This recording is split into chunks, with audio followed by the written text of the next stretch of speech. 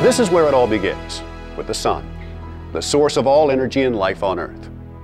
The solar energy which reaches the Earth in one day is equal to all the energy man currently produces and consumes in over 30 years. The sun is the essence of life that eons ago created the pools of oil and caverns of coal that now sit below the Earth's surface, waiting to energize the world above. It is the force behind the air streams that crank windmills. It provides the energy to panels like these. Our lives are centered on energy. In fact, the rise and fall of every civilization has been relative to its access to energy in one form or another. Now think about it. The prosperity of every successful civilization, from the Egyptian Empire thousands of years ago to America today, has been directly proportional to its ability to produce, acquire, and use energy. Energy has been the key to the phenomenal success of our great nation. It fueled the exploration and conquest of our vast West. It made it possible for us to become the breadbasket of the world. And ever since the Industrial Revolution began, it has been our energy know-how and resources that has positioned us securely as the global leader of the free world that we are. God has blessed our great country with the best croplands, water resources, and other natural resources. We are also the most independent, hard-working, God-loving, inventive, fearless, and patriotic people on the earth.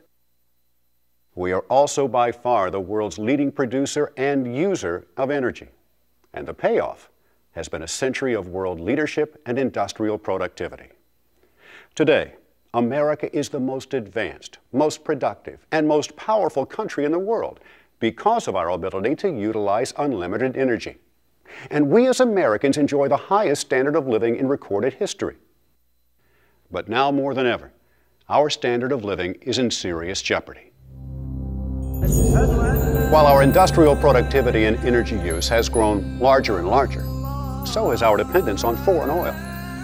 And unfortunately, many of the nations we depend on for our continued success are not all that dependable or friendly. Countries like Venezuela and the OPEC nations of the Middle East. And our way of life in America, both civilian and military, is quite literally in the hands of people like these. Men leading nations that are hostile and unstable, and who could cut our oil supply like that. How much of a problem would that be? Well, let's take a look. During the course of a year, fuel use for the average family adds up to 14.5 tons of coal, 292,000 cubic feet of natural gas, and about 4,000 gallons of oil. Those are the energy requirements to maintain the lifestyle of the average American family. And for most Americans, our way of life is non-negotiable. It is, however, right now, vulnerable, because 61% of the oil we use must be imported, an ever-growing amount from the rogue and hostile nations we mentioned earlier. And while our oil consumption grows by 2% each year, our domestic production decreases 2.7% every year on average, and we become increasingly dependent on countries we consider undependable. What makes matters worse is oil usage around the world is growing, while world oil production remains constant. So not only are we dependent on unfriendly countries to meet our oil needs, we're in competition with other rapidly developing foreign nations to obtain that oil. If we don't take control of the situation, the consequences will certainly be catastrophic for America. In the next 10 to 20 years, many experts agree that worldwide demand for oil will begin to outpace worldwide production by an ever-growing margin. The price of oil will skyrocket. Weaker oil-dependent economies will crumble, and resource wars will explode. We could easily be cut out and/or priced out of the oil market. It will make 1973's oil shortage look tame by comparison. That's why continuing to import more and more oil is not an option. If we as a nation want to maintain the lifestyle we enjoy, if we want to continue our role as a world superpower, and if we want to remain secure from foreign hostile factions, we must become energy independent of all foreign interests. Our energy acquisition must reach no further than our own borders. Can it be done? Absolutely, if we develop a national energy plan that is comprehensive, complementary, and sustainable. Over the years, we've developed a multitude of viable energy resources, both renewable and non-renewable. None can completely replace our need for foreign oil by itself, and if we can't count on just one solution, a lot of those bad consequences can come back to us. If, however, we combine the best of the lot and work smart, they can all help satisfy our energy needs. Some, as you will see, actually complement and enhance the efficiency of others. Here's where we are today. We produce 39% of the oil we need and import the remaining 61%. If we take our oil production capabilities and add fuel production technologies of coal and biomass to liquid, biomass, ethanol, methanol, and other alcohol-based fuel production, oil shale, enhanced oil and gas recovery, improved transportation efficiencies, as well as other alternative fuel sources, we can close the door on all foreign oil and be completely energy independent by 2030. Here's how. The most abundant natural fuel resource in America is, by far, coal.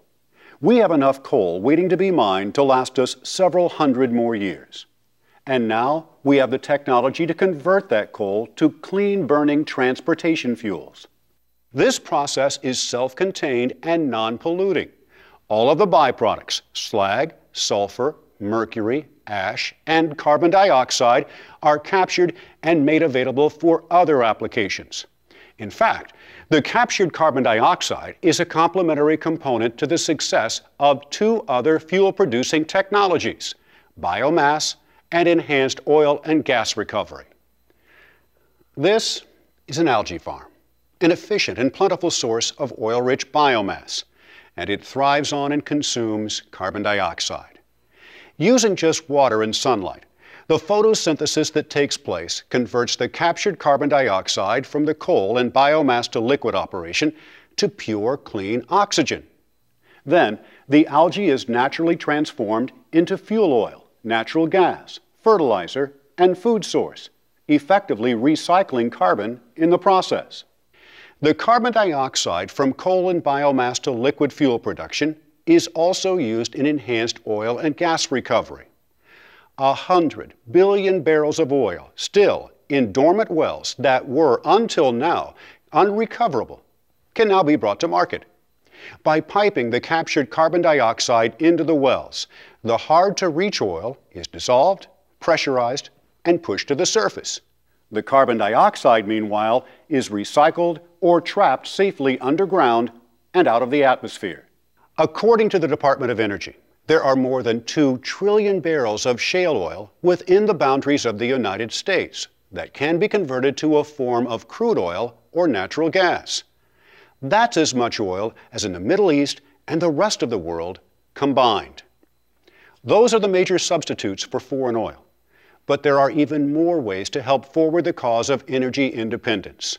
Clean-burning diesel fuel from biomass and coal-to-liquids fuel, along with flex fuel, hybrid, and electric vehicles, will achieve higher gas mileage with lower emissions, while reducing the need for foreign oil for transportation.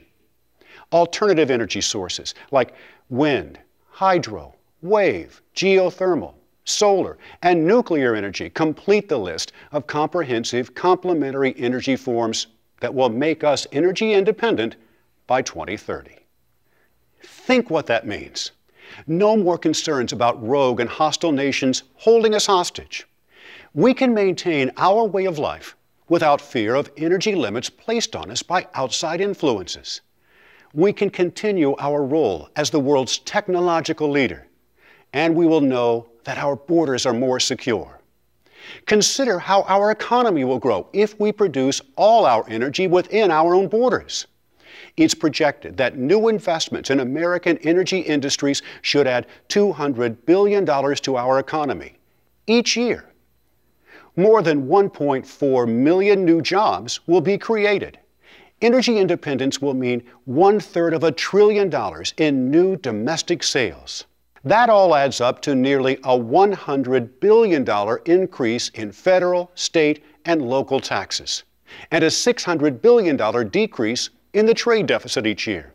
So you see, energy independence also adds up to more economic freedom and a great and long-lasting economic boom for America and for Americans, allowing us to fix financial problems, balance the budget, reduce our trade deficit, rebuild our infrastructure, secure Social Security and Medicare, as well as pay for health care and our education system.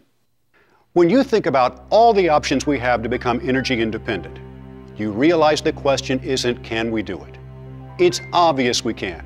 The real question is, do we have the will to make it happen? Producing our own energy and being self-sufficient also enables us to reduce pollution to a level not seen since the Pilgrims first settled this great land. Our dependence on foreign oil is the biggest threat to America ever. How many terrorist acts must we endure before we understand we have real enemies out there who want to cause us real harm? How long can we go on knowing that the lifeblood of our nation, our supply of fuel, rest in the hands of unstable nations and leaders we can't trust? We have no other choice but to take control of our own destiny and take responsibility for our own energy production, all of it. There is no greater force in America than the will of the American people. When we stand together for a single cause, nothing in the world has ever stopped us. We fought and won 2 world wars and stopped the spread of fascism in both hemispheres of the globe. We found a way to put cars in every driveway. We taught the world to fly. We were the first to walk on the moon. And whenever help was needed, it was always America that showed up first. When America sets its mind on doing something, you can consider it done. Now, we face our greatest challenge, and it's time for America to step up and defend itself and break the chains of foreign interest that hold our future in their hands. It can be done. It must be done. But we need your help to do it. This is a rally cry to Americans from the American Energy Independence Council to educate and cultivate a public passion about energy and what it means to our present and our future. In our great democracy, we must demand that our leaders envision, energize, and enable a strategic and realistic energy policy. We are seeking the financial means to complete this mission. Thank you for your time and your attention.